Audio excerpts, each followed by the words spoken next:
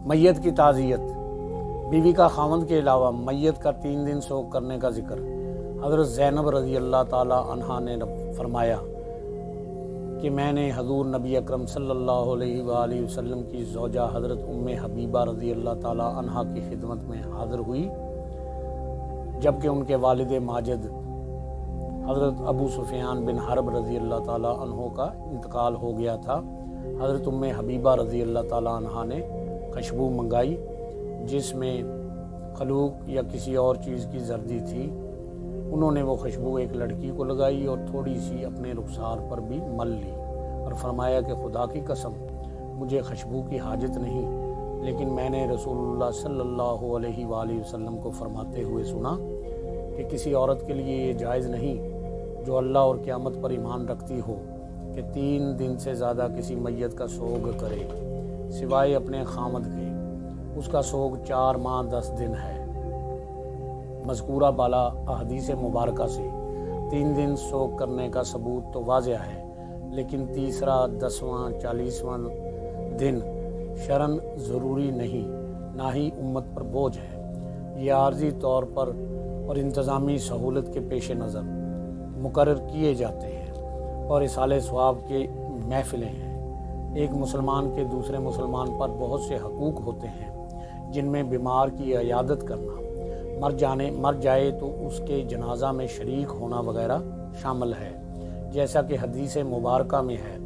حضرت ابو ہریرہ رضی اللہ تعالیٰ عنہ سے روایت ہے کہ رسول صلی اللہ علیہ وآلہ وسلم نے فرمایا، ایک مومن کے دوسرے مومن پر 6 حق ہیں۔ بیمار ہو تو اس کی عیادت کرے، مر جائے تو نماز جنازہ میں شامل ہو، دعوت دے تو اس کو قبول کرے، ملاقات کرے تو اس کو سلام کرے، اسے چھینک آئے تو جواب دے، یعنی یرحمک اللہ، اللہ تجھ پر رحم فرمائے کہے، اس کی موجودگی و عدم موجودگی میں اس کی خیر و خواہی کرے، اس کی خبر رکھے، اس کی خیر خواہی کرے۔ ایک اور روایت ہے، حضرت علی کرم اللہ وجہ الکریم سے روایت ہے کہ رسول کریم صلی اللہ علیہ وآلہ وسلم نے فرمایا، ایک مسلمان کے دوسرے مسلمان پر نیکی میں 6 حقوق ہیں۔ جب ملاقات کرے تو سلام کرے، اس کی دعوت قبول کرے، چھینک کا جواب دے، بیمار ہو تو عیادت کرے، مر جائے تو اس کے جنازے کے پیچھے چلے اور اس کے لیے وہی چیز پسند کرے جو اپنے لیے پسند کرتا ہے۔ عموماً مرنے والے کے عزیز رشتہ دار، دوست، احباب ہوتے ہیں۔ ان میں کچھ تو جنازے میں شریک ہو جاتے ہیں، جبکہ کچھ بوجہ مجبوری شریک نہیں ہو سکتے۔ اب 2 صورتیں بنتی ہیں، ایک تو وہ چپ کر کے بیٹھے رہیں اور آنے کی زحمت ہی نہ کریں، دوسرا یہ کہ وہ میت کے عزیز و اقارب کے پاس اظہار تعزیت کے لیے آئیں۔ بزرگوں نے چند دن اپنی اور آنے والوں کی سہولت کے لیے مخصوص کر دیے ہیں تاکہ دونوں کی سہولت رہے۔ یہی دن بعد میں 3 یا 40واں کے نام سے مشہور ہو گئے۔ جو جنازے سے رہ گیا وہ کلخانی پر آ جائے، جو اس سے رہ گیا وہ 10واں یا 40ویں میں شریک ہو جائے۔ مقرر کردہ دنوں میں عزیز و اقارب کے جمع ہونے کے بعد گپ شپ کی بجائے تلاوت قرآن پاک، کلمہ، ذکر، اذکار، درود و سلام وغیرہ کا ورد کرنا یا حسب توفیق صدقہ و خیرات کرنا، تاکہ جمع ہونے والوں اور اہل خانہ کی طرف سے مرحوم کو ثواب ارسال کر دیا جائے اور دعائے مغفرت کی جائے، تو یہ باعث ثواب ہے اور میت کے لیے کارآمد ہے۔ رہا مسئلہ کھانا کھلانے کا، تو عرض یہ ہے کہ جب لوگ اظہار تعزیت کے لیے آتے ہیں تو کچھ دور سے آتے ہیں اور کچھ نزدیک سے۔ اگر ایسے موقع پر کھانا نہ کھلائیں تو یہ بری بات ہے۔ ویسے بھی حدیث مبارکہ میں ہے، حضرت عبداللہ بن عمر رضی اللہ تعالیٰ عنہ سے مروی ہے کہ ایک شخص نے رسول صلی اللہ علیہ وآلہ وسلم سے پوچھا کہ کون سا اسلام بہتر ہے۔ آپ صلی اللہ علیہ وآلہ وسلم نے فرمایا، کھانا کھلاؤ اور آشنا و ناآشنا کو سلام کرو۔ لہذا درود و سلام پڑھنا، صدقہ و خیرات کرنا، قرآن کی تلاوت کرنا، اللہ کا ذکر کرنا، کھانا کھلانا، کپڑے پہنانا خلوص و دل سے ہو، رزق حلال سے ہو تو نیکی ہے اور کار ثواب ہے۔ इन तमाम सवाबों को जमा करके मरने वालों के नाम भेजना और इनके लिए दुआए मगफरत करना कुरान और हदीस के ऐन मुताबिक है। लवायकीन गरीब हैं तो इनकी तरफ से खाना बुरी बात है। मरने के बाद मरने वाले को नेकियों की ज़रूरत है। शायद यही ज़िक्र व नात और सदका खैरात इसके लिए बख्शिश का वसीला बन जाए। मैयत को ऐसे अमाल की ही ज़रूरत होती है। शरीयत में कुल 10वां 40वें का कोई शरई हुक्म नहीं है और ना ही ये उम्मत पर बोझ है, बल्कि ये हमारे उर्फ में है, अच्छी चीज़ है, मुस्तहिब है, इसमें कोई बुराई नहीं करेंगे तो गुनाह कोई नहीं, करेंगे तो मुस्तहिब है। मसाजिद में मैयत का ऐलान करने का असल मकसद लाउड स्पीकर के ज़रिए अहले इलाका तक खबर पहुँचाना होता है, क्योंकि लाउड स्पीकर की सहूलत मस्जिद के अलावा हर जगह दस्तयाब नहीं होती। इसलिए मुनासिब हद तक मस्जिद के लाउड स्पीकर के ज़रिए से किसी के मरने या जनाजे का ऐलान करना एक जायज़ अमल है। इसके लिए कुरान और हदीस से दलाइल की ज़रूरत नहीं, क्योंकि अक्ल इस बात को तस्लीम करती है कि अगर ये सहूलत दौर नबवी, सहाबा इकराम, तबा ताबईन और आइमा इकराम के दौर में होती तो ज़रूर इससे फ़ायदा उठाया जाता। गैर शौहर के लिए 3 दिन तक सोग मनाना शरन जायज़ नहीं है, जैसा कि ऊपर अहदीस में बयान किया गया है। और जाहिर है जो लोग ताज़ियत के लिए आएंगे तो अहले मैयत का किसी जगह बैठना भी ज़रूरी है। ताज़ियत के बारे में अहदीस मुबारका में है। हज़रत अब्दुल्ला रज़ी अल्लाह ताला अन्हु से रवायत है, हुज़ूर नबी अकरम सल्लल्लाहु अलैहि वसल्लम ने फरमाया, जिसने किसी मुसीबत ज़दा की दिलजोई ताज़ियत की उसके लिए इतना ही अजर है जितना मुसीबत ज़दा के लिए मुसीबत में सब्र करने का है। और हज़रत अबू हुरैरा रज़ी अल्लाह ताला अन्हु से रवायत है कि नबी अकरम सल्लल्लाहु अलैहि वसल्लम ने फरमाया, जिसने गमज़दा की दिलजोई ताज़ियत की उसको जन्नत में चादर उड़ाई जाएगी। लोगों को दुआ के लिए कहने में भी कोई हर्ज नहीं है, क्योंकि इन लोगों के जमा होकर बैठने का असल मकसद मैयत के लिए साले सवाब करना ही होता है, ना कि गपशप में मशगूल होना होता है। हाथ उठाए बगैर भी दुआ मांगना जायज़ है, लेकिन हाथ उठाकर दुआ मांगना सुन्नत नबवी सल्लल्लाहु अलैहि वसल्लम है। इसलिए दुआ ताज़ियत के लिए हो या किसी और मकसद के लिए हाथ उठाना अफजल है। हदीस मुबारका में है, हज़रत अबू मूसा अशरी रज़ी अल्लाह ताला अन्हु ने फरमाया, हुज़ूर नबी अकरम सल्लल्लाहु अलैहि वसल्लम ने पानी मंगवा कर उससे वज़ू फरमाया, फिर अपने हाथ उठाकर यूं दुआ की, ए अल्लाह, वैद अबू आमर की मगफिरत फरमा।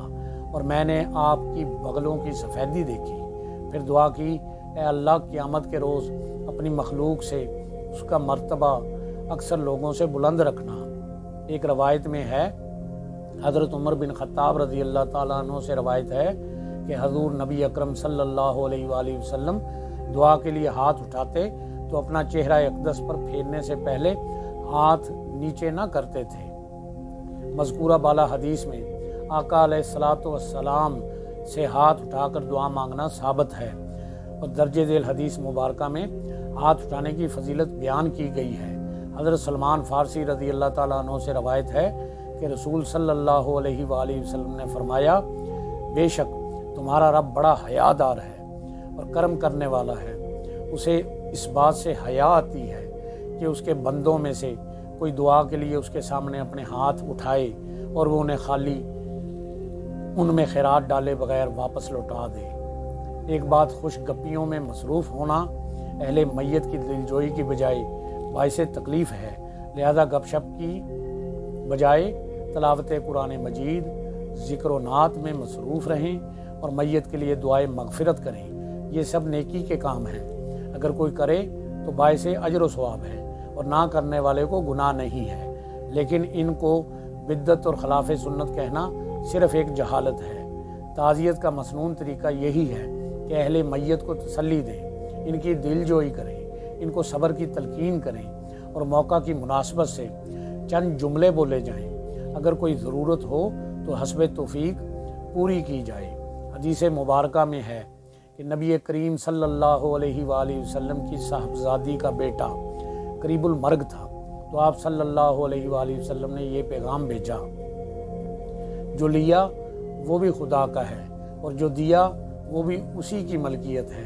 हर एक चीज़ का इसके पास वक्त मुकर्रर है, यानी मरहूम की ज़िंदगी मुतय्यन थी, लिहाजा सब्र करो और सवाब की उम्मीद रखो। हमारे यहाँ जिस तरह कई फजूल रस्में और बिदात रोज़मर्रा कदम कदम पर देखने में आती हैं, इसी तरह गमी और शादी के मौका पर भी इनका दौरा होता है, और मुसलमान नेकी समझकर बसा औक़ात गुनाह का इर्तिकाब करते हैं। इनमें एक रस्म ये है कि किसी के मरने पर तमाम गाँव बल्कि मज़ावात वालों को मैयत के घर वाले खाना खिलाते हैं। इसे खैरात कहते हैं। कोई अच्छी खैरात खिला दे तो उसके गुण गाते हैं, और ना खिलाए या मर्जी के मुताबिक ना खिलाए तो मरने वाले और उसके ख़ानदान के ख़िलाफ़ बदगोई और तानो तंज के भरपूर मुहिम चलाते हैं। सादा अवाम इन हमलों से बचाव के लिए जैसे तैसे हो खैरात का बंदोबस्त करके इनको खाना खिला के अपनी जान छुड़वाते हैं। एक शख्स के मरने से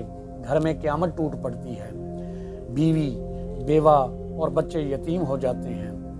अजीज़ों की जुदाई, रिश्तों की कटाई और मुस्तकबिल की तलकीन के साथ साथ इनकी हर मुमकिन मदद करें। लेकिन हमारे यहाँ जुल्म व जहालत का ये आलम है कि अहले खाना की मदद तो क्या करेंगे, उन पर इतना माली बोझ डाल देते हैं कि वो अपने अजीज़ की जुदाई का सदमा भूल जाते हैं। मेहमानों की खिदमत का मसला इनके असाब पर भूत बनकर सवार हो जाता है।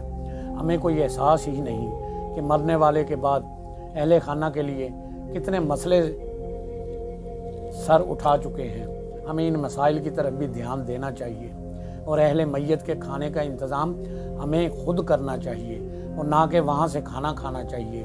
हदीस मुबारका में है, हज़रत अब्दुल्ला बिन जाफ़र रज़ी अल्लाह ताला अन्हु से रवायत है कि हज़रत जाफ़र तैयार रज़ी अल्लाह ताला अन्हु की शहादत की खबर पहुँची तो रसूल सल्लल्लाहु अलैहि वसल्लम ने सहाबा इकराम से फरमाया, जाफ़र के घर वालों के लिए खाना तैयार करो कि इन पर सदमा आया है और जिसने इनकी तवज्जो इससे हटा दी है। आजकल बाद शहरों में कमेटियां बनी हुई हैं जो ऐसे मौके पर अहले मैयत के लिए खाना तैयार करके हुक्म नबवी पर अमल करते हैं। अल्लाह और उसका रसूल उनसे राज़ी हो। यूं ही बाज़ हसास पड़ोसी मुसलमान अपनी तरफ से खाने का बंदोबस्त कर देते हैं, बल्कि कई कई दिन तक अहले मैयत के लिए खाना भेजा जाता है। ये भी अल्लाह और रसूल की रज़ा का एक अच्छा अमल है। मकामी अजीज़ों को तो वैसे ही अपने घरों पर खाना खाना चाहिए। हाँ, वो दूर दराज से आने वाले या घर वाले इससे फ़ायदा उठाएंगे। कम अज़ कम अहले मैयत को इस तरफ से तो परेशानी लाहक नहीं होनी चाहिए। अफसोस कि हमने उस हुक्म से रूगर्दानी करके अहले मैयत के लिए उल्टे मसाइल पैदा कर रखे हैं। अमीर गरीब सब की दावतें आम की जाती है। अस्तगफिरुल्लाह। दूसरी अहम बात यह है कि अगर यह खाना इसाले सवाब के लिए है तो फिर भी देखें इस पर खर्च किसका उठ रहा है। क्या ये खैरात मरने वाले के तरका से है? अगर ऐसा है तो खूब समझ लीजिए कि मरने वाले का कुल तरका पहले मैयत की तजहीज़ और तकफीन की जाए, फिर जो बचे इससे अगर मैयत के ज़िम्मा कर्ज है तो वो उतारा जाए। बकाया तरका में से मैयत की वसीयत पूरी की जाए जो कि कुल तरका की 1/3 से ज़ायद ना हो। इसके बाद मैयत के तरका में तमाम वारसों पर मुकर्रर तनासुब से तकसीम किया जाए।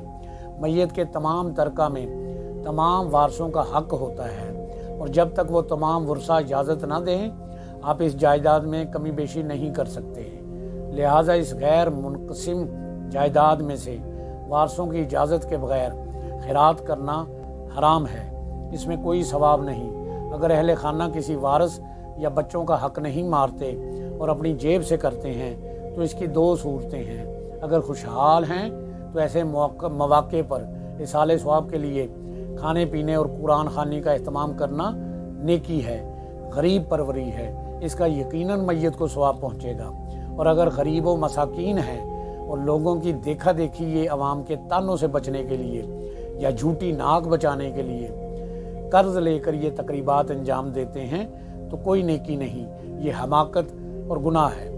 ये बात भी पेश नज़र रहे कि मैयत के नाबालिग बच्चे अहले वलायत नहीं, वो राज़ी खुशी अगर इजाज़त भी दें तो गैर मुनक़सिम तरका से सोइम चेहलम वगैरह पर वो माल खर्च करना जायज़ नहीं। अलबत्ता वर्सा बालिग हैं, अक्लमंद हैं, हाजिर हैं और खुश दिली से ख़त्म वगैरह गैर मुनक़सिम तरका से दिलाते हैं तो जायज़ है। पर दावतनामे और दूसरे तकल्लुफ़ात ये सब जागीरदारों और सरमायादारों की नित नई इजादात हैं। अवाम को चाहिए कि गमी व खुशी के मौक़े पर अपनी चादर के मुताबिक पाँव फैलाएं। नकल उतारना है तो नेक कामों में नकल उतारें, गुनाहों में दूसरों की नकल ना उतारें। दूसरों के महल्लात देखकर अपनी झोंपड़ी को आग न लगाएं। अल्लाह ताला हमें हदायत नसीब फरमाए और दीन को समझने की और उस पर अमल करने की तौफीक अता फरमाए।